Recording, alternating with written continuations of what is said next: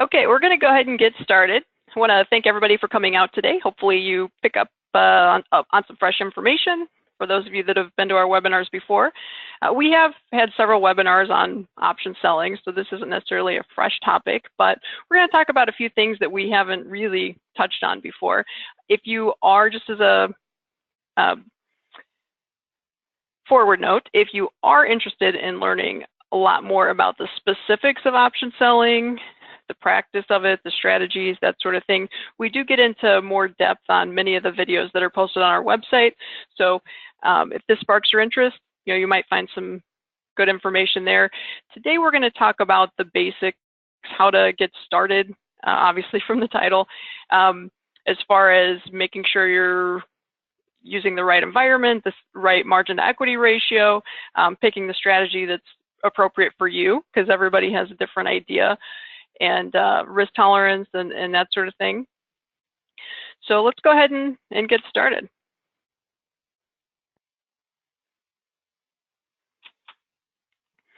Okay, just as a bit of a warning, this is my contact information. So if you don't know who we are or what we do, please visit our website. It's DeCarleyTrading.com. My name is Carley Garner. I am a futures and options broker. And the reason I say warning is this is an educational class, but I am a broker. So keep in mind, some of the things that I say may be a little biased because I'm speaking from my experience and what I do for a living. But, we can all make our decisions on how to trade and what's best for ourselves on our own. However, I'm going to give you my side of things. So anyway, if you have any questions, you can reach me at cgarner@DeCarleyTrading.com, or you can give us a call. If you're on social media, we'd love to see you there. My Twitter handle is Carley Garner. On Facebook, if you just search for DeCarley Trading, we'll come right up. And we're even on Instagram.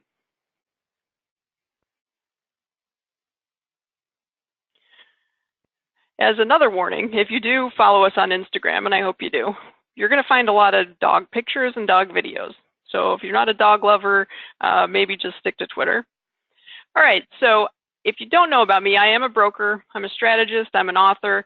I do a little bit of everything around here. I write a column for Stocks and Commodities magazine. It's a monthly magazine. It's called Futures for You. I also contribute content to the Jim Cramer Mad Money TV show. Actually, some of the content that we wrote for our clients for the DeCarley Perspective recently will be featured on Jim Cramer's show tonight. So that's pretty cool. We also write a newsletter called the Financial Futures Report, which we write. It's supposed to be a daily newsletter, but honestly, the markets are so dead and there's nothing going on. We've been doing it about 2 or 3 times a week, depending on market action. And the DeCarley Perspective we provide to our clients, the goal is we pick a commodity market each week, and we go over the technical analysis side of things, the fundamental analysis, the seasonals, that sort of thing, and we give our guess, an educated guess, at where we think the markets might go. We also provide very specific trade recommendations. Most of them are option selling or premium collection, which we're going to talk about today. But we do a little bit of everything. Sometimes we're buying options, although buying options is really a tough game, and we're going to talk about that also. If you're interested in learning a lot more about selling options or trading options in any capacity, I highly recommend my book, Higher Probability Commodity Trading. We talk about other things as well, futures algos, seasonal analysis, technical analysis, all those kinds of things are in that book as well. But the focus is we want people to understand that the use of options, whether you're buying them against futures contracts or selling them against futures contracts, can really be useful in mitigating risk, but also increasing profit potential. If you're new to commodities and you need a crash course on the basics, I highly recommend A Trader's First Book on Commodities. I've actually reissued this book 3 times. The 3rd edition will be out on October 31st. You can now pre-order it on Amazon, and I believe as of about an hour ago, you can get it on Amazon Kindle, the new version. So we're really excited about that. Again, if you're looking for a beginner's book, A Trader's First Book on Commodities, and if you want to get into the more exciting things about trading, higher probability commodity trading. All right, so before we get started, I want to make sure everybody's on the same page. There is a substantial risk of loss in trading futures and options. It's not for everybody. We're not collecting interest or dividends. If you're trading commodities in any capacity, you're probably going to see relatively big swings in your account balance, and that's even if you're going about it in a conservative manner. The thing about the commodity markets is everybody gets free leverage. And when I say leverage, I mean a lot of leverage, and it's abundant. You don't have to pay for it like you would in a stock account. You don't have to have $100,000 in your account like you would at a stockbroker. In commodities, everybody gets portfolio margining and leverage. And again, like I said, it's free. So that's the great news. But the bad news is not everybody is equipped mentally or has the experience to know how to manage that leverage. And that's really, honestly, even though the class today is titled Option Selling, that's really what we're going to talk about, is really just managing risk and how to go about things in a less risky way.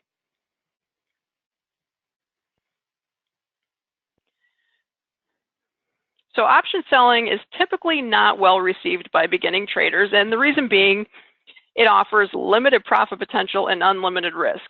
So on the surface, it doesn't sound like such a great deal. Why would you accept a couple $100 in profit potential, and that would be the best case scenario for some options that you sell, in exchange for unlimited risk? Well, that's actually a good question, but the truth is it's because the odds of making money on the limited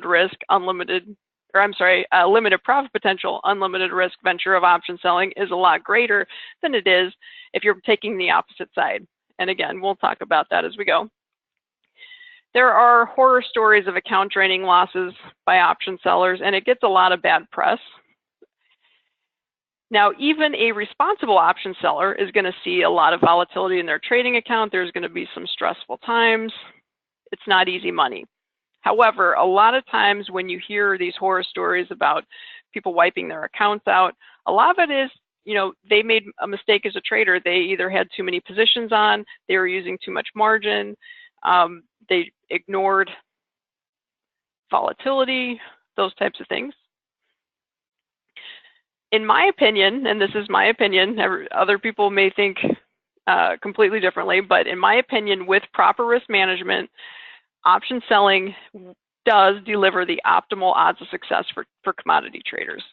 Now, again, we're going to talk about this a lot. It's not easy money. That doesn't mean it's easy. It just means the odds are in your favor. And the odds are in your favor simply because options are priced to lose. So most beginning traders look to a long option strategy. They want to be an option buyer because it offers them limited risk and unlimited reward. For example, in crude oil, it's possible right now to buy hypothetically, to buy a January put option, maybe somewhere in the mid 40s with a strike price for about $200. Crude oil right now is trading roughly 52, 53, depending on the contract month you're looking at. So for $200, you get your foot in the door. The most you could ever lose is that $200. And all that has to happen is crude needs to drop $7 or $8. Well, in reality, the odds of crude dropping $7 or $8 in the time frame that you need it probably aren't that great. But beginning traders like the idea of that limited risk. I'm only putting up 200 or whatever the case is, whatever the option costs them. And theoretically, I have unlimited reward. If crude oil goes to $20, that $200 might make $20,000. Again, the odds of that happening are slim to none, but it could happen, and that's what keeps beginning traders interested. An option is an eroding asset. Time is working against you. So if you buy a put option and the market goes nowhere, let's just say it trades sideways, you're losing money. Even though you weren't necessarily wrong, you weren't right either. And you pay for that as an option buyer. There are several studies out there saying, which will suggest how many options expire worthless or what the percentage is. I've seen as many as 90% of options expire worthless and as few as 70% of options expire worthless. So we're going to assume it's somewhere in the middle. Probably around 80% of options expire worthless. So as an option seller, you automatically have an edge over the buyer. Buying options is a lot like buying insurance. You pay your premiums every month or every quarter or whatever your plan is, but you probably get nothing in return. One day, eventually, you might get a payout, you might have a claim, but you're probably going to be behind even after that occurs. So it's the same idea as buying lottery tickets or buying insurance. You're paying a little bit of money consistently, and you're rarely getting anything back. So that's option buying. Option selling is taking the opposite side of that. Option selling is accepting unlimited risk for limited reward. So a minute ago, we talked about an option buyer spending $200 on an option with very low odds of success, but very low risk also. So the seller would be taking the other side of that. They're saying, I will collect that $200 because I believe crude oil will not go below 45. So that trader makes money whether crude oil goes up, down, or sideways. The only stipulation is crude oil has to stay above the strike price of 45. So as you can imagine, the odds are favorable to an option seller. As we mentioned before, we can assume that somewhere around 20% of options expire in the money, which means 80% are expiring worthless. So as an option seller, on the surface, it's fair to, I don't want to say assume, that's not the right word, but it's fair to make a guesstimate that you're probably going to make money on about 70 to 90% of your trades, maybe 80% of your trades. However, it's similar to being in the insurance company or being the lottery, the state lottery. Eventually, you will have to pay a claim, or somebody's going to hit a jackpot, and you're going to be the one that loses on that. So the key to option selling is making sure that the low percentage of losers, for example, we'll just assume it's 20%, your 2 out of 10 trades don't eat everything up that you just made, plus your capital. And it can happen. With option selling, things can get pretty hairy sometimes.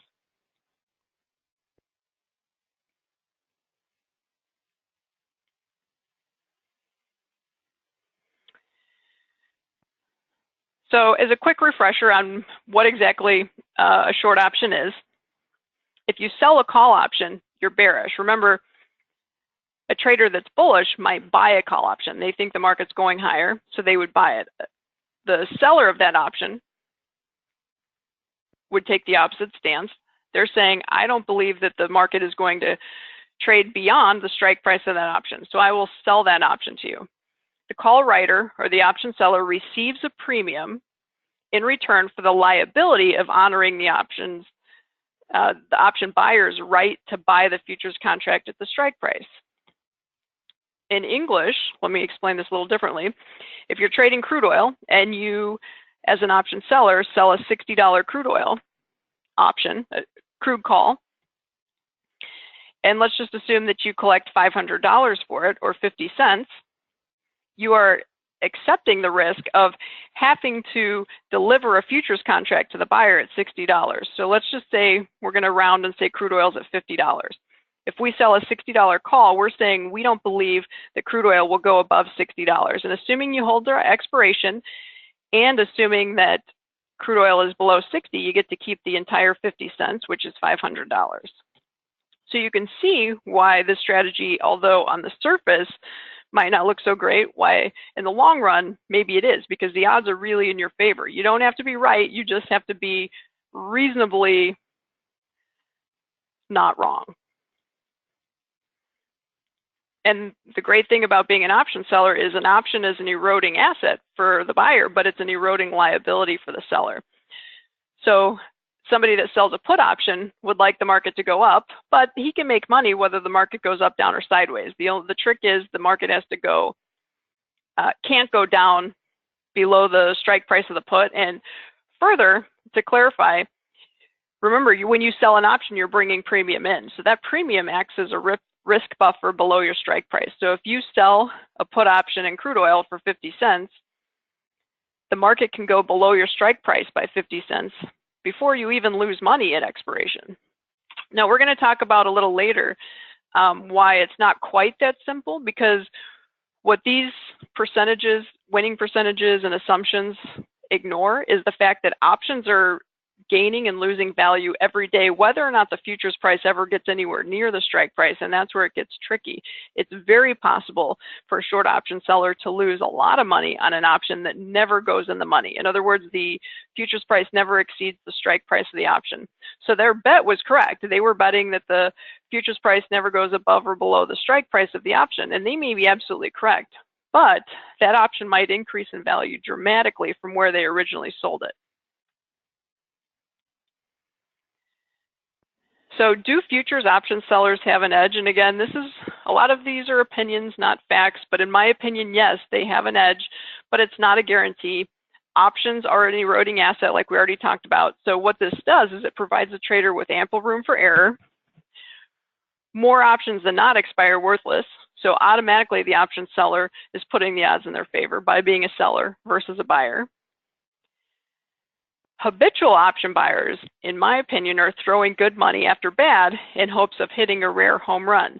So there are times traders that purchase options will get a huge, huge payout. Sometimes they'll just be in the right place at the right time. But the odds of that happening are relatively slim. So as an option seller, you're taking the opposite side. You're saying that I want to make money on a higher percentage of trades, understanding that eventually I'm going to have to pay out a big loser. In the end, in my opinion, I believe as long as you're taking the right steps for risk management, and again, we're going to talk about these details as we go, I think that you really can put the odds in your favor and come out on the right side. But it's tricky. Again, there's no easy money.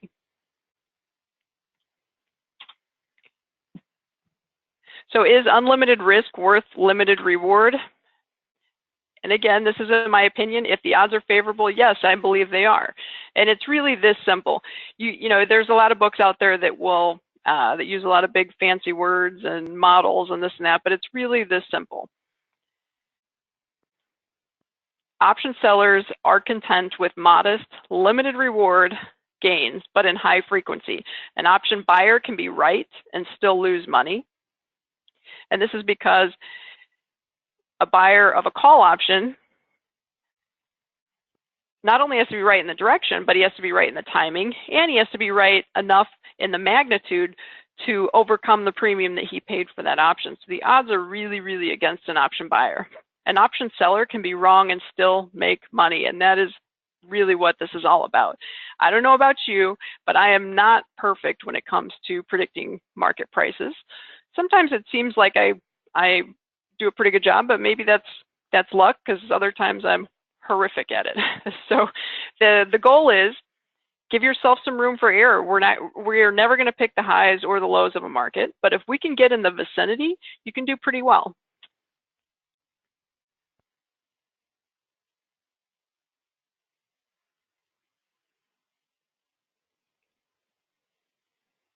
So actually, I just noticed in the chat screen, Robert's asking, is this going to be on YouTube or elsewhere to review? Yes, we will. Anybody that signed up for the class will receive an email with the video, and we will also post it to YouTube eventually. So anyway, option selling is not unlike casino math. Casinos collect gaming revenue. They're confident that over time they're going to receive more money than is paid out in winnings. Casinos know exactly what their odds of success are each time a gambler pulls the slot machine lever, or actually it's not a pull anymore, it's more of a button push, but you get the idea. So premium sellers or option sellers are trading based on the same logic. They're hoping to attempt to capitalize on probabilities rather than profiting on a long shot, which is exactly what an option buyer is doing. It's kind of like buying a lottery ticket or gambling. So option selling is a base hit strategy. Home runs obviously attract all of the attention, but it's usually the base hits that win the game. Option sellers are seeking to chip away at the markets, not double or triple their account in a couple of days.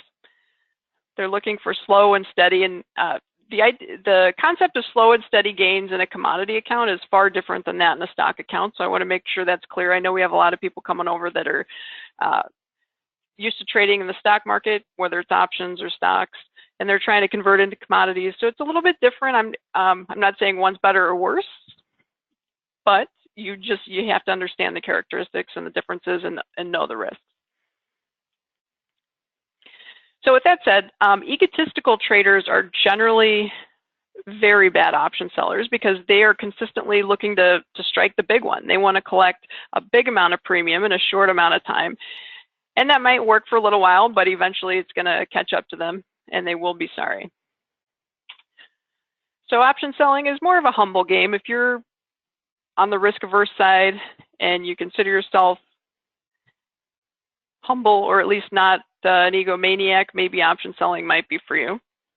And it's ironic that I say if you're risk-averse that you might want to option sell because the general public actually believes the exact opposite. So again, we're talking in opinions here, not always facts, but this is the way that I see the world, and you may or may not agree. So if you leave with one thing today, I want you to understand that yes, option selling puts the odds in your favor, but no, it's not easy money. Just having an edge isn't always enough. Favorable odds don't guarantee success. They put you in the right direction, but there is no guarantee.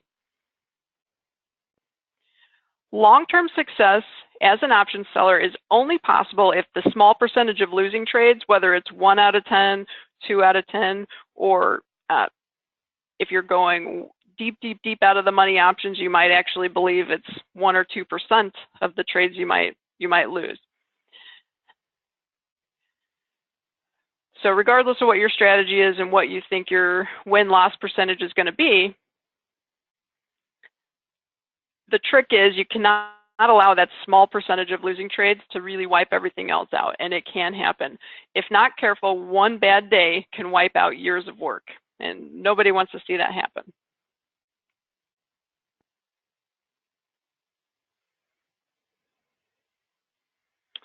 Okay, so Andy's asking, doesn't favorable odds by definition assume that you're winning more than losing? And yes, that's absolutely true. So that's the whole concept of this. As an option seller, you're going to win more trades than you're going to lose, unless you're just really messing up. But the trick is, even if you're winning 9 out of 10 trades, if that 10th trade that you lose on is horrific, it could very easily take away everything you just made plus your capital. So you have to be really careful because option selling comes with unlimited risk. So there's, it's serious. The risks are serious. There can be dramatic events that occur that the market wasn't expecting, and you can see some big moves. And options on a percentage basis can really explode astronomically. So it's just something that as an option seller, you have to accept. If you want higher probability of success, you have to accept the downside, which is sometimes volatility explodes and things can get painful temporarily.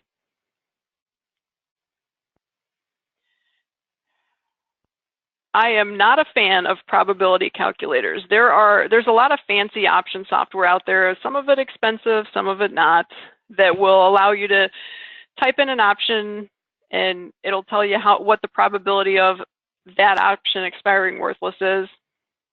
And people get really excited because they see that their calculator tells them if they sell this option, they have a 98% chance of it expiring worthless. And that is probably true, but there's a few things I don't like about it. First of all, just on a side note, these probability calculators that'll tell you what the percentage of an option being in or out of the money at expiration is, it's really a waste of money. I mean, they're fun, but you really don't need it. You can look at the delta, which is on most trading platforms will offer the delta, and those that don't, there are cheap upgrades that do. So the delta is basically going to tell you what the rate of change of the option is versus the rate of how far the futures moved. So in other words, if the futures market moves 2 points and your option moves 1 point, your delta is 50 or 50%. An option that has a delta of 50%, basically, roughly, it's not an exact science, but it roughly has about a 50% chance of expiring in or out of the money. So if you see a delta of 2, that option only has a 2% chance of expiring out in the money. So as an option seller, you might look at that and say, well, that's a delta of 2. So I have a 98% chance of winning. on paper, that is true, but there's a few things that you must keep in mind and a few things that I really don't like about relying on this type of math. For starters, it's a snapshot. It's telling you what the probability is today based on today's volatility parameters, based on today's environment, but tomorrow can be completely different. I've seen options that show a 98% probability of expiring worthless today, tomorrow, be it only, maybe only a 60 or 70% chance. So it can change fast. So what happens is people see that the probability of success is so high, or they perceive it to be so high. So it gives them a false sense of security, and they tend to not pay as close of attention to their positions as they should. And it honestly just leads to disaster. And also, not only are the calculations a snapshot and they don't tell the future, but they also are only telling you part of the story because they're not telling you what happens before now and expiration. So even if an option does expire worthless, that doesn't mean that it hasn't changed value between now and then. And trust me, as an option seller, it can get extremely stressful to have an option that's in danger of going in the money, or maybe it's not even close to going in the money. Maybe it just starts getting really expensive because volatility's picked up and the market's going against the position.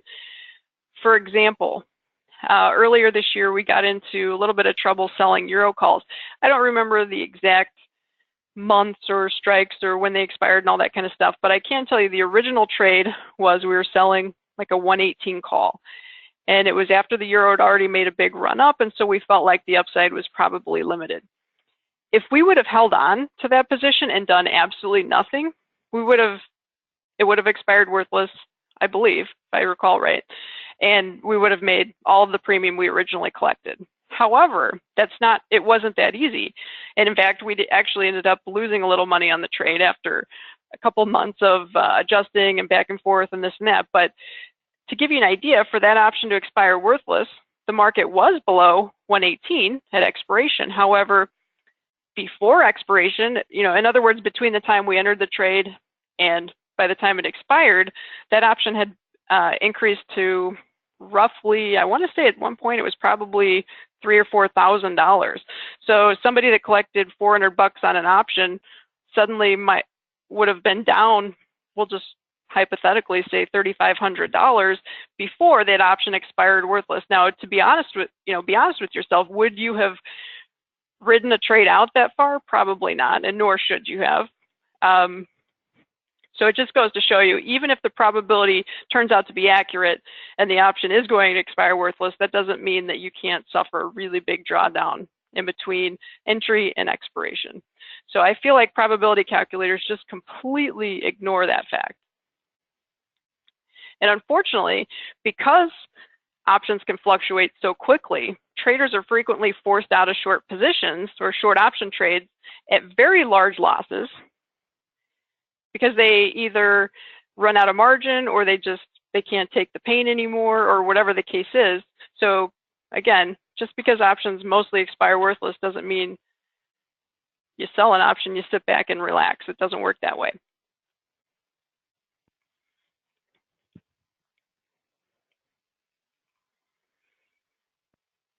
So with all of these things that we've just talked about, despite relatively higher probabilities of success on paper, option sellers must take additional steps to survive. Blindly selling options is not going to work. Thus, an option seller should make a conscious effort to use half or less than half of their account when it comes to margin.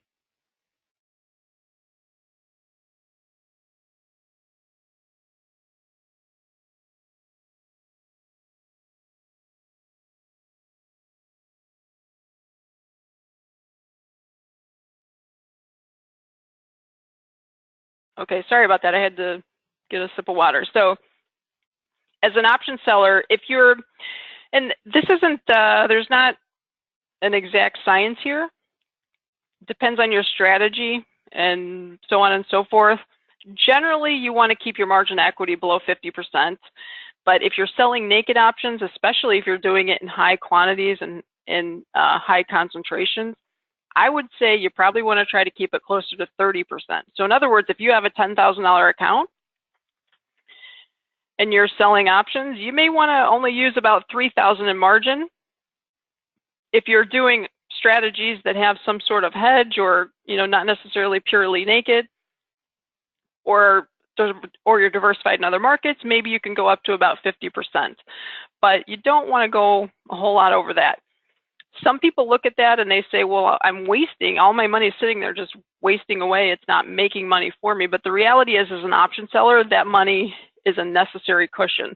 That money is going to prevent you from being forced out of a trade prematurely at horrible prices, because when that happens, it's almost impossible to recover from it. It's really hard to recover from an ill-timed short option exit.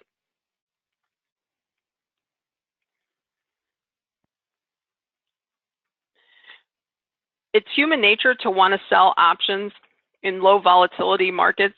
For example, if a market is continually moving higher and higher, it's human nature to want to sell puts.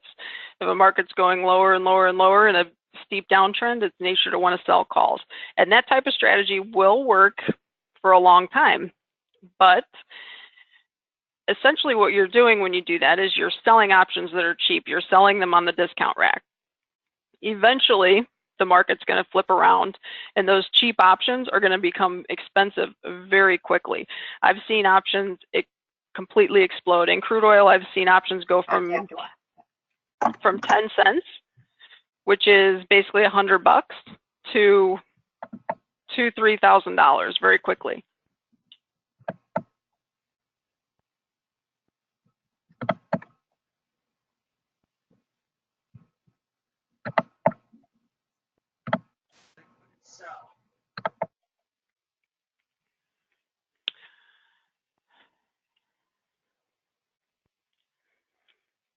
Another good rule of thumb is buy options back once most of the premium has been gained. There's a lot of traders out there that just cannot stand the idea of buying an option back and spending that extra few bucks to get it out of their account when it's basically worthless, and the odds of it getting into trouble are slim to none. However, I've seen nearly worthless options explode and absolutely ruin a trading account. So in other words, I remember in wheat, there was a trader that he had a bunch of options that were basically cabinet bid, meaning they were roughly worth $12.50. Nobody wanted them. They were expected to expire worthless. And something crazy happened in Russia. Next thing you know, those options that were worth $12 were worth $2,000 or $3,000 a piece. So you can really, really ruin your year, or maybe even longer, just by trying to squeeze out an extra $12. It really is not worth the risk. I mean, think about it. You have unlimited risk to try to make a couple bucks. Doesn't make sense.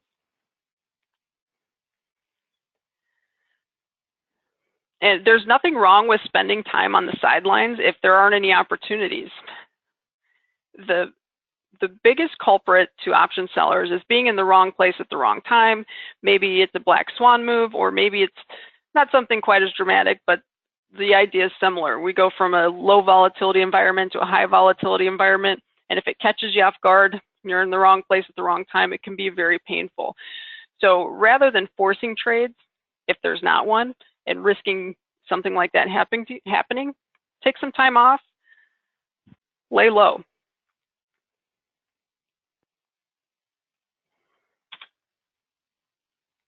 So is there a wrong way to sell options? And I'm sure you have already realized by now that yes, there is a right and a wrong way. So that might be a little confusing, because in a lot of my webinars and speeches, and even in my books, I always say there's not a right or wrong way to trade, and that's true. It really all is a mental game, and it comes down to your personality and what you're comfortable with, and putting yourself in a situation that you're going to make proper decisions. However, with all of that said, there is a wrong way to sell options. So if you do decide to sell options, try to do it the right way. Even the right way is dangerous on occasion, and even doing it in what I consider the right way isn't going to, no sort of magic holy grail. But beginning traders generally tend to want to sell options what I call the wrong way. And they get into trouble. And what I believe is the wrong way is to sell massive quantities of very low priced, deep out of the money options. You'd be surprised at, well, you probably wouldn't, but as a broker who has done this for a long time and sees what the true risk is of these types of things, I get surprised when I see what some traders would like to do. On a side note, our brokerage service, DeCarley Trading, we specialize in handling short option accounts, and we are pretty liberal. We're probably among the most liberal out there when it comes to giving traders an option selling friendly environment. However, even we don't allow traders to come in and sell crazy quantities of deep out of the money options because it's really just an accident waiting to happen. And trust me, we work for commission. So if we're trying to tell you you're trading too many contracts, we're taking money out of our own pocket. Listen to us. It means it's not worth it. For instance, somebody with a $10,000 account might think that selling an $80 or $90 crude oil call at some point with an expiration next year for $10 a piece sounds like free money. The odds of crude getting to 80 or 90 bucks really are truly probably slim to none. But if you sell 1,000 of them in a $10,000 account, crude doesn't have to go anywhere near $90 or whatever the strike price is. In fact, just the bid-ask spread on the option would almost blow out the account. So if crude's up $2 or $3 in one day, boom, you just blow out an entire account for no reason. So it's really, really dangerous.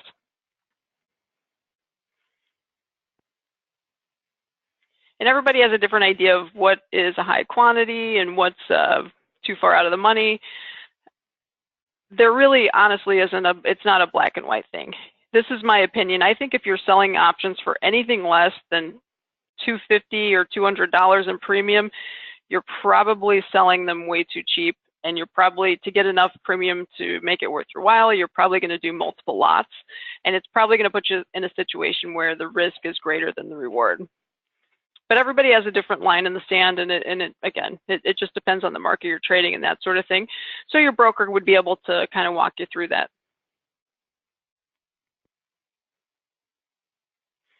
So Jerry's asking if you're selling small quantities on deep out of the money options. Sure. I mean, there's not a lot of risk. Like, for example, in the crude oil example I just gave, if you had a $10,000 account and you sold, I don't know, maybe 5 of those for, the odds of that coming back and wiping out your account aren't that great. So yeah, it's fine. It's probably still not worth the risk though. I still think you want to collect at least 200 to 250 on one particular option to justify the risk. But that's just me.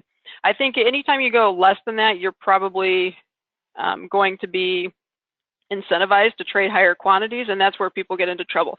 Like, just to give you an example, we had a lot of clients trading through the flash crash in 2010, and then again in August 2015 with the S&P. The traders that survived were those that sold S&P puts, in small quantities, maybe 1 contract, 2 contracts, whatever the case is. And at one point, at the worst point in the day on those particular dips, they were probably down several $1,000s. However, the market recovered, things went back to a more normal environment, and off the top of my head, I'm pretty sure those that were trading small lots at least broke even, or maybe even made a few bucks on it. The traders that were trading higher quantities, depending on account size, high quantity might be 5. Or if you're trading a bigger account, maybe high quantities are hundreds.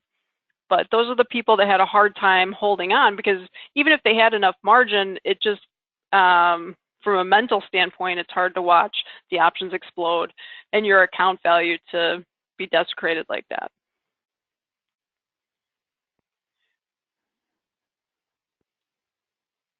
So also, don't blindly sell options without considering the technical, fundamental, and seasonal analysis of that particular market. A lot of premium collectors, they roll out every month. They just randomly sell options. For example, they might have strangles and natural gas for January.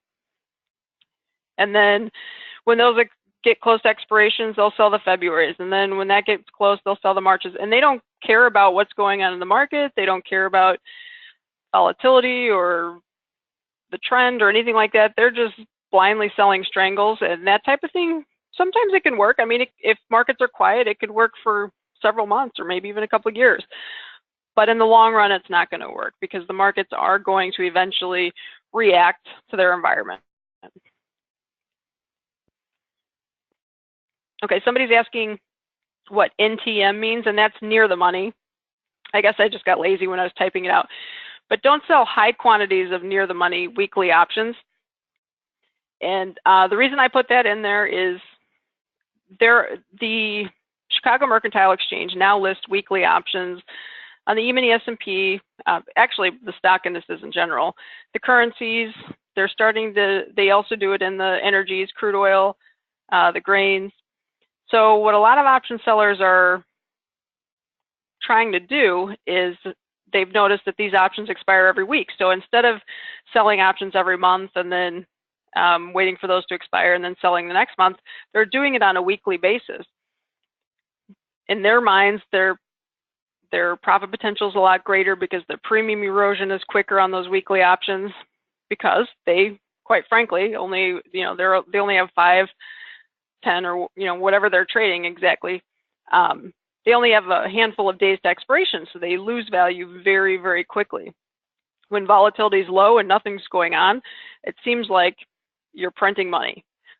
But volatility isn't going to stay low forever. And the weekly options, in order to get enough premium to make it worth your while, traders are selling relatively near the money strikes.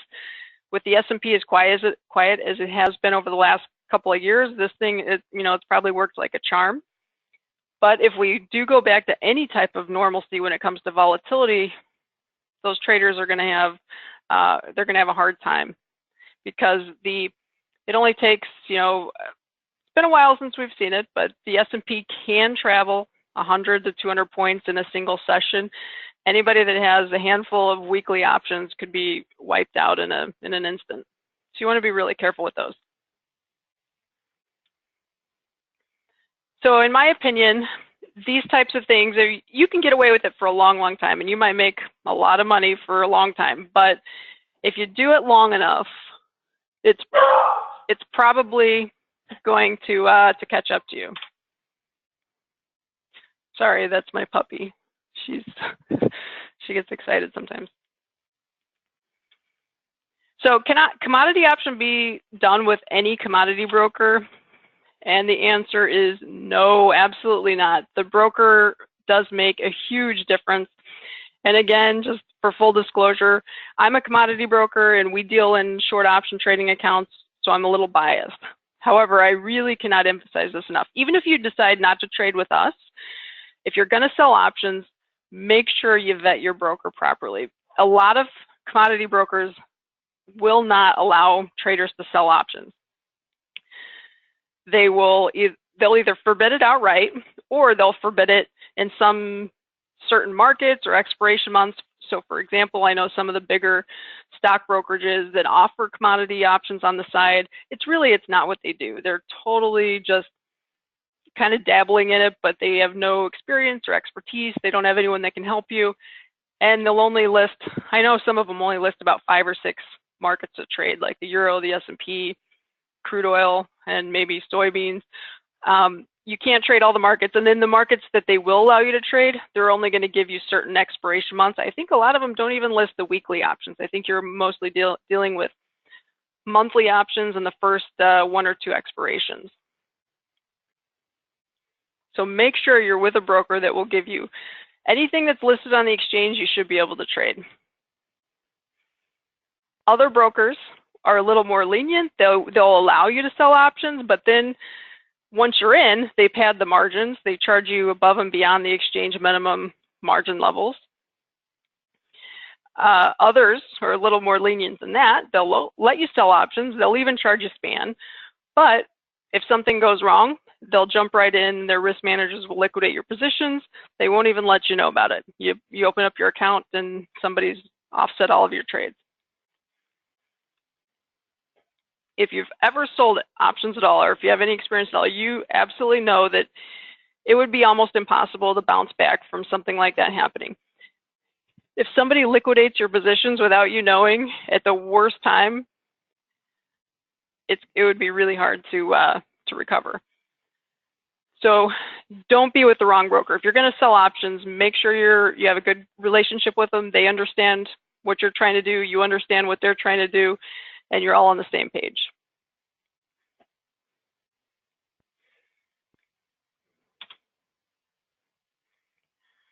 So because not all brokerage firms will allow people to sell options or allow them to do so in a reasonable manner, make sure you vet the broker first, then choose a trading platform. And I know that sounds backwards. Most traders want to choose a nice fancy trading platform, and then the broker is like an afterthought, but it really should be the other way around. That's really backwards. So just understand that not all brokerages offer all platforms and vice versa. So don't make the mistake of choosing a trading platform and then settling for a subpar option selling broker, because it will cost you money. Like I said before, either they're going to restrict your trading, they're going to charge you too much margin, they're going to force you out of trades, or maybe they might even just liquidate your trades. So make sure you have a proper broker, then choose a platform. And sometimes, sometimes that might mean giving up a couple platform features, but a fancy platform is only as useful as the broker that's backing it. So if the broker restricts trading, liquidates trades, or can't offer quick and efficient support, the best platform in the world is really useless.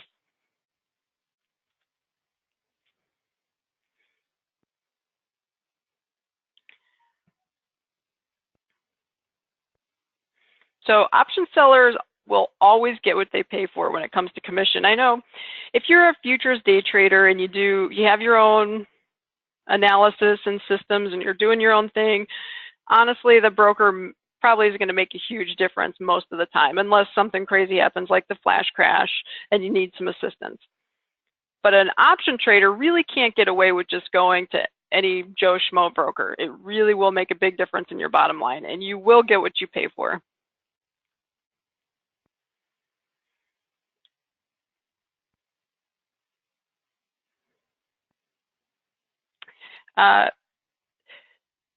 Somebody's asking when the Zaner 360 will include Greeks again. Okay, so as you know, we are a commodity broker. We actually have access to about, geez, if you really counted them all, probably over 30 trading platforms. So we have just about anything anyone would possibly want in regards to platforms. However, what a lot of people get hooked up on is the commodity industry as a whole really isn't as advanced when it comes to free trading platforms as stocks. So I just mentioned that the stockbrokers offer commodities on the side, but it's not really what they do. What they do though is create great free platforms for their clients to use. Unfortunately, they can't create a great environment for people to for commodity traders to actually trade on them. So the platforms are great. The brokerage service is not when it comes to commodities. So in the commodity world, we do offer some free platforms. Most of them, to be honest, are actually kind of horrendous. Our best and most popular free trading platform is the Zaner 360. It actually is really, really nice, user-friendly, has almost all the features, and they just recently added the Greeks to it, so it does have the Greeks, John. You should be able to get them up and running now if you've done all the updates. So it has the Greeks, has option chains, point and click, order entry, all that kind of good stuff. So thank goodness the commodity industry is now starting to catch up with the stock industry when it comes to trading platforms. But if you are willing to pay as little as $40 a month for an upgraded platform, we have some fabulous choices with all the bells and whistles.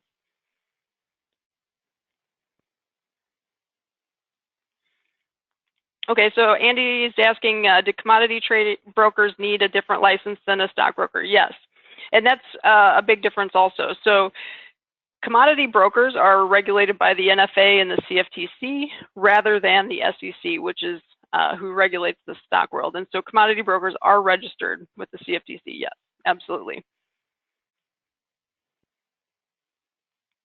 Okay, so one thing to keep in mind when you're looking for an option broker is discount brokerages have extremely thin profit margins. So if you're out there looking for the cheapest margin, again, you're going to get what you pay for. The discount brokers are only making a couple pennies a trade. And so because of that, they basically have absolutely no risk buffer at all against an account going negative. Remember, commodity accounts are all unleveraged, so people can lose more than they have on deposit. And trust me, it does happen every once in a while if people get over leveraged or people are just trading too big and beyond their means. So these discount brokers, they really can't afford to give option sellers the leeway and the freedom they need to trade properly. And again, that's why they're so quick to liquidate trades and to hike margins and that sort of thing, because they really just can't afford it. In other words, they're compensating for their lack of commission revenue with trading restrictions and interference. I always try to remind people, I mean, the goal of trading commodities is to make money, not to save it.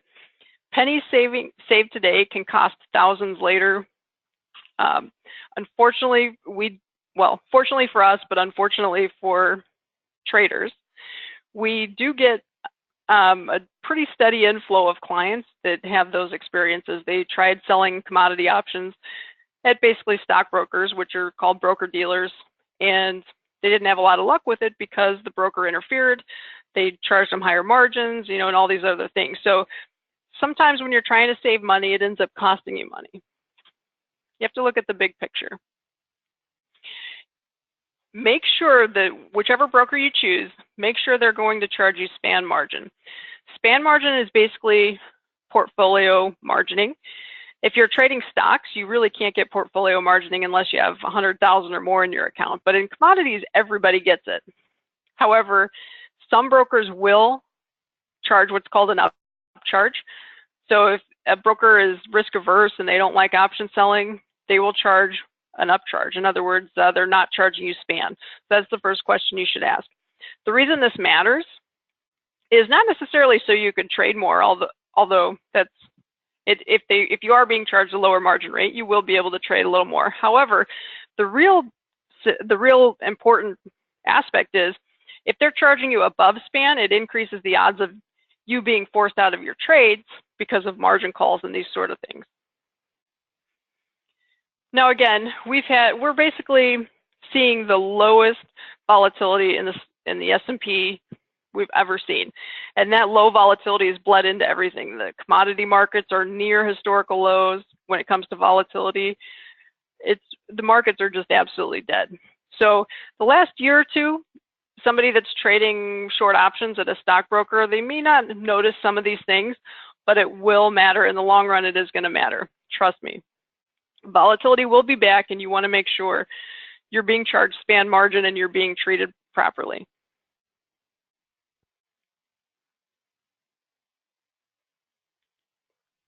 Okay, so how much should an option seller start with? So this is my take on it. The absolute minimum for us, DeCarley Trading, to open an account is $2,500. However, if you're looking to sell options, you're really, the odds of you making money in a $2,500 account are not great. A reasonable minimum is $5,000 to $10,000, but I recommend you try to go for 20, at least 15 to 20. Anything below that, I really think that you're going to have a hard time with long-term success, simply because if one trade happens to go horribly wrong, you may not be able to recover from it. If you have enough cushion in your account, which is 20,000 and trading one lot, I think you should be able to ride out just about any storm, and that's going to be really key.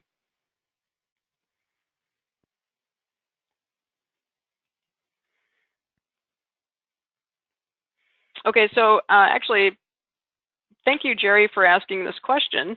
He's saying it would be better if we introduced business for Thinkorswim. DeCarley Trading, us, we are an introducing broker, so we introduce business to various brokerage firms or FCMs. We do not introduce business to Thinkorswim. For one, I don't believe they accept IBs, but for second reason would be, honestly, we really wouldn't want to. They have a great platform, but that's all they have. They're one of the firms that restricts clients on what they can trade. I think they only list about 6 markets that are tradable. They charge overspan for a lot of products.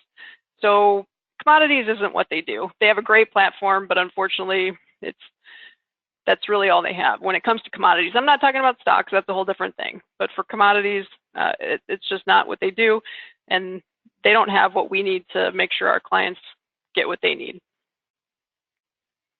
Thank you for asking that, though.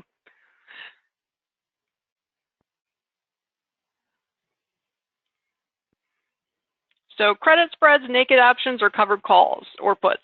There's really 3 ways to collect premium.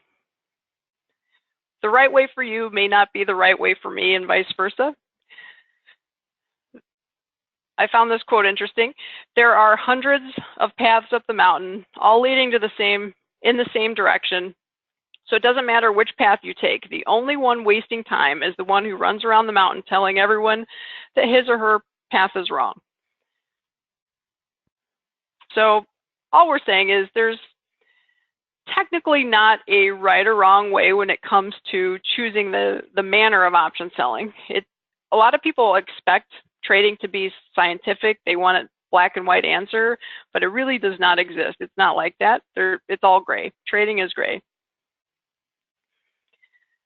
The key is you need to understand the goal, and you need to understand the process of putting long-term probabilities in your favor. And the most important thing is you need to be comfortable with the path and the risks necessary to achieve that goal. If you're trading in a strategy or a manner or an aggressive nature that you are not comfortable with, you're going to make bad decisions. It really is an emotional game, and if you keep your emotions in check, it can really make a big difference in your long-term success.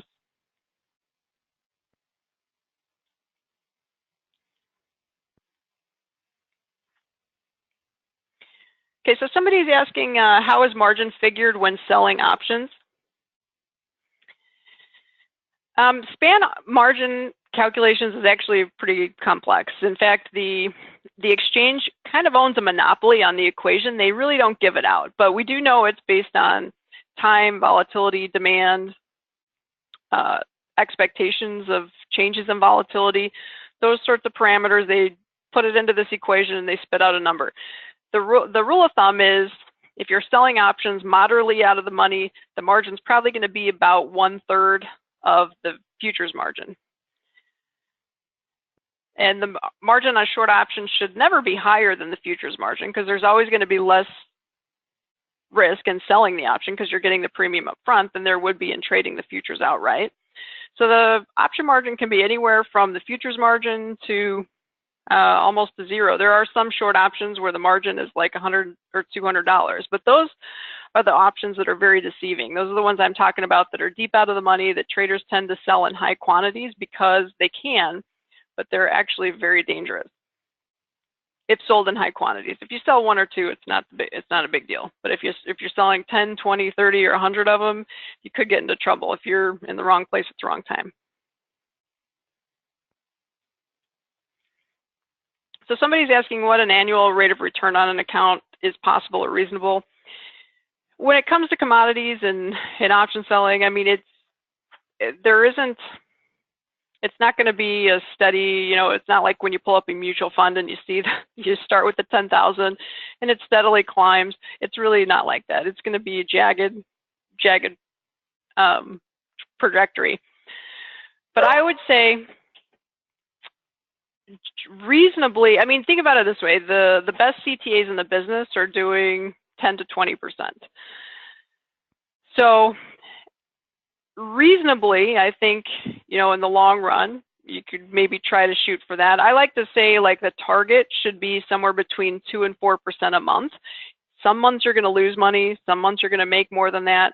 But if you're targeting 2 to 4% a month, that's probably relatively reasonable for as far as taking on the right amounts of risks and not overdoing it and things like that. But I mean, like I said, some years you might do a heck of a lot better than that, and some years might just be horrendous. So that's just the nature of the game. So one way of option selling is through credit spreads. Credit spreads is basically option selling, but it's purchasing insurance to limit the risk. You probably hear people talking about bear call spreads and bull put spreads. The idea is if you're a bullish trader, you could sell a put option and then you buy a put option with a lower strike price to limit your risk, to make sure that if the bottom falls out from the market, you're not standing there naked when the tide goes out. The advantages to credit spreads are you get the best of both worlds. You're buying options and selling options. You get discounted margin and you get limited risk. But I'm not a big fan of credit spreads because the problem is, first of all, buying insurance is expensive. It cuts into your profit potential. Second, it handcuffs you into the trade. It makes it difficult to adjust. So like if you sell a naked put and the market goes against you, you can easily buy that put back and sell something further out in a distant month or whatever the case is. If you're in a spread, it's a little more difficult. The transaction costs are higher. The bid-ask spread will eat you up a little more. It's just a little more complicated. Doesn't mean you can't do it. It's just more complicated. Also, it's harder to take a quick profit in a spread. So for example, some of the counter trend option selling recommendations that we make to our clients, in a perfect world, if everything goes exactly how we want it to go, it's very possible that we're buying that option back and taking a profit in a couple of days. Now, of course, it doesn't always go that well, but that could happen, and it has happened. If you're trading a spread and you happen to pick the high or the low, good luck getting out with any kind of profit in a couple of days. It's just not going to work that way because you might be making premium on the option you sold, but you're losing it on the option you bought. And so it's just a slower game, and it's harder to get in and out of with profits and losses. The other problem I have with credit spreads is because the margin is lower, traders tend to sell higher quantities. And also because they're collecting less premium because they had to pay for their insurance, they tend to sell strike prices that are closer to the market. So between the lower margin and being closer to the market and then also selling higher quantities, I believe that it modifies traders' behaviors in a point where it honestly is more risky than selling naked options. Again, this is a general statement. I mean, each individual situation can be a little different, but generally speaking, that's kind of how it works out.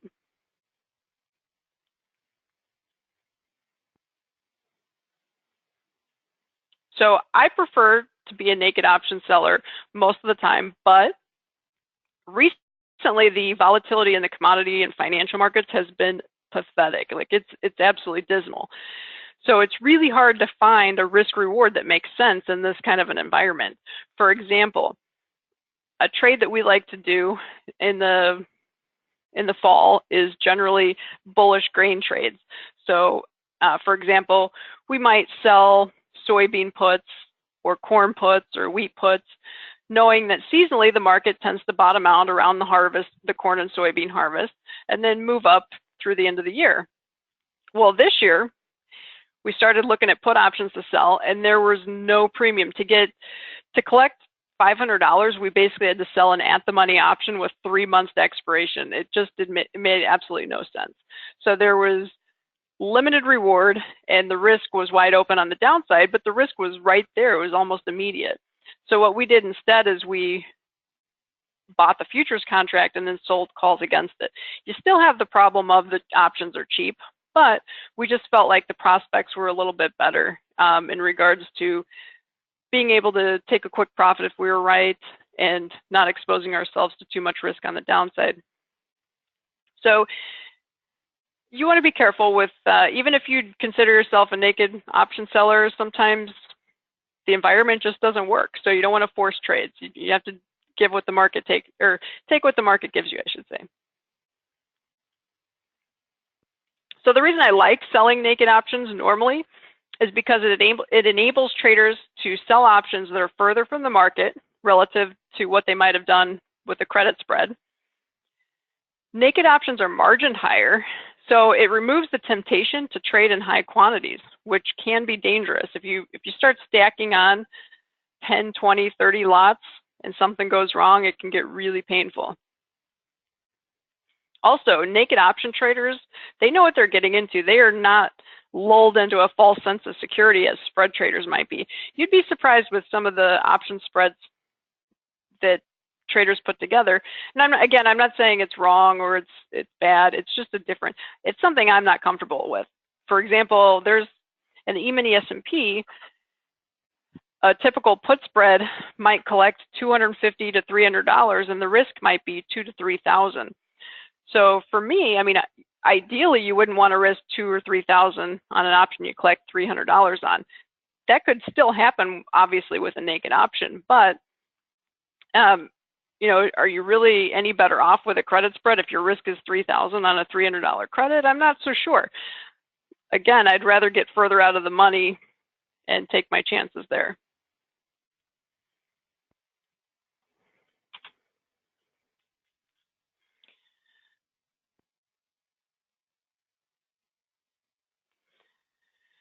So this is just kind of an example of how a short option might work, and what I'm talking about when I say as an option seller, you're giving yourself room for error, and you're also putting yourself in a situation where you can make money even if you're kind of wrong.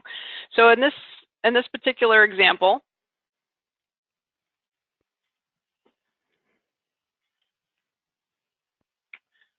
hoping you can see my cursor here.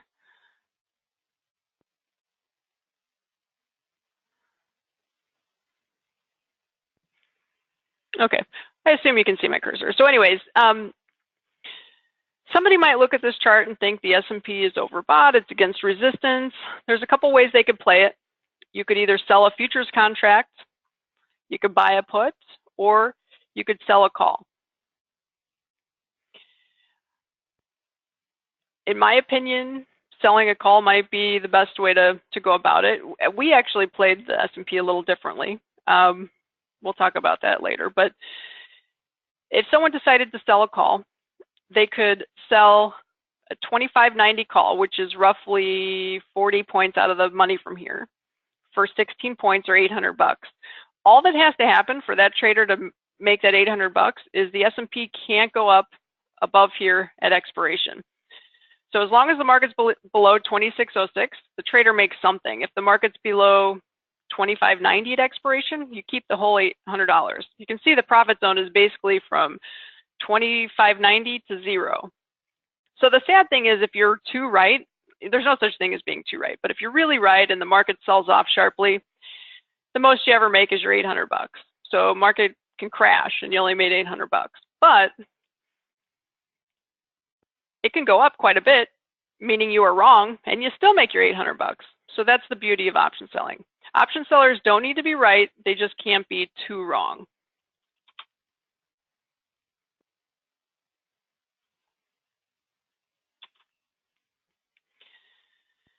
So with the volatility as low as it's been recently, we've started kind of getting into covered calls and covered puts as a way to combat that. And that's basically a strategy in which a trader goes long the underlying futures contract and then sells a call option against it, or goes short the futures contract and then sells a put against it. So if you're doing a covered call, you're long the future, you're short a call, you're basically taking a bullish stance in the futures market and a bearish stance in the option market. Even though you are taking a futures position, it's considered an income strategy, because the moneymaker is really the option at expiration, but the moneymaker before expiration is the futures contract. So you kind of get the best of both worlds. There is unlimited risk in a covered call, but you have a nice risk buffer. So let's take a look at some examples here. I guess this class is running a little later than I thought it would. I guess time flies when you're having fun. Jess is asking, does your brokerage charge a data feed for the ICE exchange? Yes, unfortunately, the ICE exchange has gone rogue. They, for whatever reason, believe that their products are superior and they can get away with charging $110 a month plus New York City sales tax. So unfortunately, yes, our clients do have to pay for ICE exchange data. However, you can still trade the ICE products in our platforms without subscribing.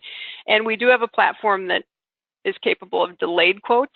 So you could get delayed quotes on ICE without paying a penny. So we can accommodate, but we can't avoid the ICE's policy. So with covered calls, there are advantages and disadvantages, obviously. The advantage is that there's a large profit potential, even if the direction is only slightly accurate. So we're going to go through a couple examples, and you'll see with a covered call or a covered put, you only have to be right by one tick, and you can make a decent amount of money. So it gives the trade a substantial hedge. You can be pretty wrong and still make money, and that's what I like about it, because we're, like I said, we're not perfect. We can't pick the highs and the lows, but if we can get close, that's all it takes. With a covered call or a covered put, you're only going to have risk on one side of the market, but you have high probability of success. And it can work in different market conditions. It can work whether the market is grinding sideways or makes a sudden move. The idea of a covered call or a covered put, this gets a little confusing to some people, but the reason you can make money on a covered call is at expiration, if you hold it all the way to expiration, the losses on the short option exactly offset the profit on the futures, but the trader benefits from the time value erosion. So you're basically, well, I think it'll be easier to understand when we look at the chart examples, so I'm not going to try to get too fancy here. But the disadvantage of this type of strategy is if the bottom falls out from the market. So in the case of a covered call, if you go long a future and you sell a call above or at the money, the premium that you collect is giving you a risk buffer on your futures contract. So you can be wrong by as much as the premium you collect on the downside. But your risk is if you're really wrong, not just slightly wrong, but if the bottom falls out, you have open-ended risk on the downside. So that's where it starts to get hairy. We've obviously experienced that type of trouble, and what we've done in the past, and kind of the first adjustment to that sort of thing is to roll the premium out. So if you're long a March future and you're short January calls, buy your January call back, take a profit on that, and then sell the March call. Bring in some more premium, give yourself more room for error. Okay, so here's an example in crude oil. To be honest, I probably wouldn't do this strategy much in crude, or at least not in the current environment, because the volatility in oil is really low and the options are really cheap. But I just wanted to, for example's sake, kind of give you an idea of how it would work. So let's say that this particular trader believes that crude oil is trading at a discount and is probably going to bounce higher from here. He could simply buy a futures contract, but then he probably would feel like he has to place a stop loss order.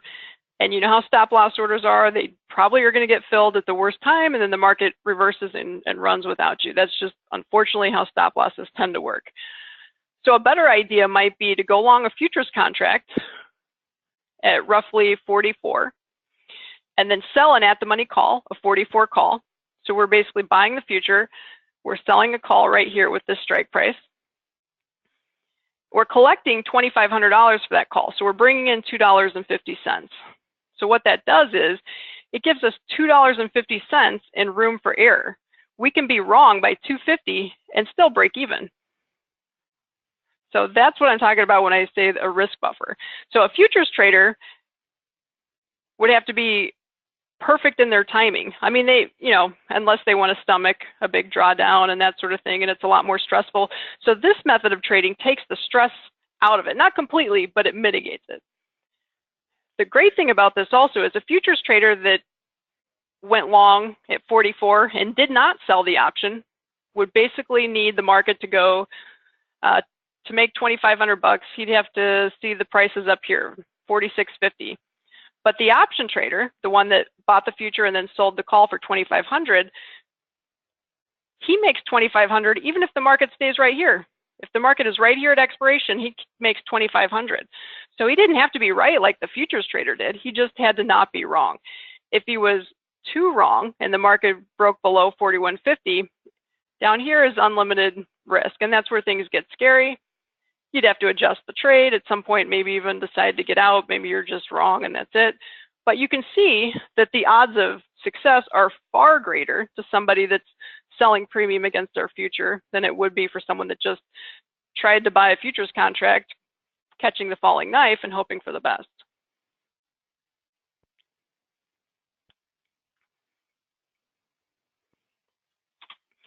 So this is the same idea, but in the opposite direction. This is in gold, and a trader that thinks gold is probably going down could sell a futures contract here, sell an at the money option here. The nice thing about gold is the options are really expensive. So this is a strategy that if you have guts enough to trade gold, this can work relatively well in gold. It gets scary because gold moves quick and then there's a lot of leverage, but this trader can make as much as $5,000 if gold simply goes nowhere. If it just doesn't go up, he makes $5,000. If it goes up but stays below 1420, which is $50 higher, he still makes something. The only way he loses is at expiration if gold's above 1420. But gold can be anywhere from 1420 to 0, and the trade makes money. So while this isn't a traditional option selling strategy, it is a premium collection strategy, and it can work really well in the right circumstances. So it's something you want to keep in mind.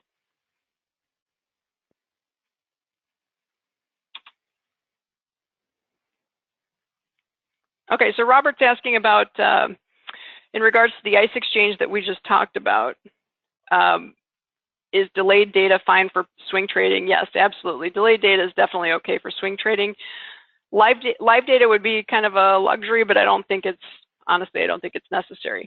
So it might be a really good way to go for you. The delay, I think, is only 10 minutes. And so on a normal trading day, 10 minutes isn't going to be the end of the world. I can always get you live bid asks, like if you're trading an option, or a future, I can tell you exactly where the market is so that when you go to place your trade, you know exactly where it is. But other than that, as far as following your positions and that sort of thing, delayed's probably fine.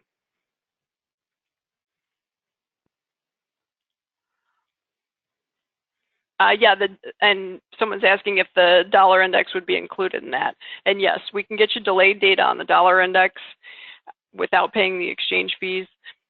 It would be, there's only one special platform that does that, but it's a pretty nice platform. So if you wanted to shoot me an email, I can give you some information on it. So you don't want to sell options in just any old market. You want to make sure you're going where there's ample liquidity. We like to sell options in the E-mini S&P, the grains, corn, beans, soybeans, wheat, treasuries, and the 10-year note mostly, but sometimes the 30-year bond, crude oil and the euro. Those are kind of the go-tos. You want to be a little more selective when you're selling options in mediocre liquidity. So if you're looking at gold, yen, British pound, meats, which are the hogs and cattle, natural gas or soybean meal, they're not off limits by any means, but just be a little more cautious with those because liquidity can play a factor. The markets that you want to kind of trade sparingly are going to be those that are on the thin side. So most of the softs, the cocoa, sugar, orange juice, coffee, traded on ice, soybean oil, and the Canadian and Aussie dollars.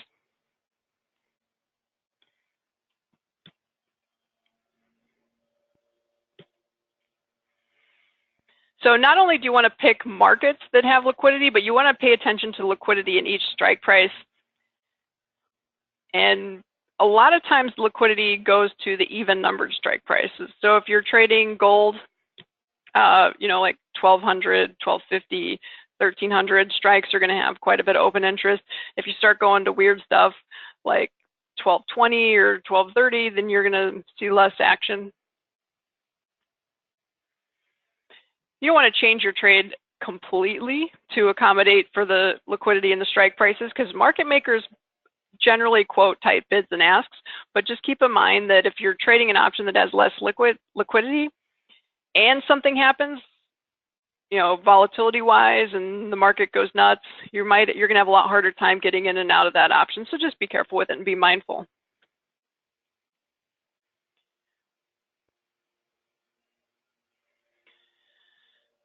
So one thing people they don't try it, but one thing people tend to forget when they're trading options is to pay attention to volatility. It's really, really a simple rule. When volatility is low, you want to try to be a buyer. When volatility is high, you want to be a seller. Warren Buffett said it best, be fearful when others are greedy and greedy when others are fearful.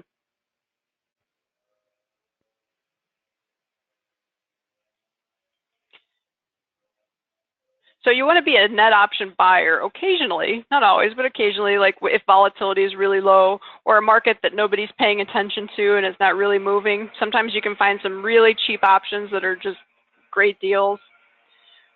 You want to be a net seller when volatility is high, or if there's a lot of hype surrounding a market and there's a lot of demand for options.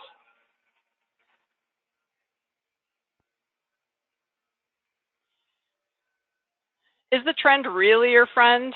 It is till it ends. You've heard that before, I'm sure. If the goal is to buy low and sell high, then option traders are probably better off counter trend trading. So markets in an uptrend tend to have expensive calls and cheap puts. So markets in an uptrend, you may want to be a put buyer or a call seller. Markets in a downtrend, you may want to try to be a put seller and a call buyer. I mean, these are just general rules of thumb. Obviously, each situation is going to be a little bit different. But keep in mind, option selling is not for everybody. Even if you do agree that it's a high probability way to trade, that doesn't mean that your personality is cut out for it. So like all trading strategies, occasionally option selling can be hazardous to your wealth. As an option seller, you must acknowledge and accept potential peril of unlimited risk. Be mentally prepared for the ups and downs. If you are lacking comfort and confidence in the strategy, it leads to panicked trading, ill-timed liquidation, and that can be devastating to an option selling account. You have to be able to accept the risk of margin calls and have the knowledge and ability to adjust and manipulate margin as you need to.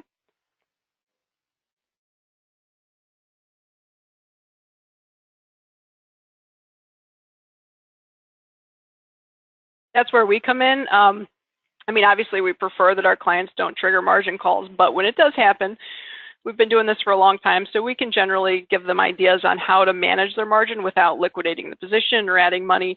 Sometimes it's as easy as buying some cheap short-dated calls or puts and things like that.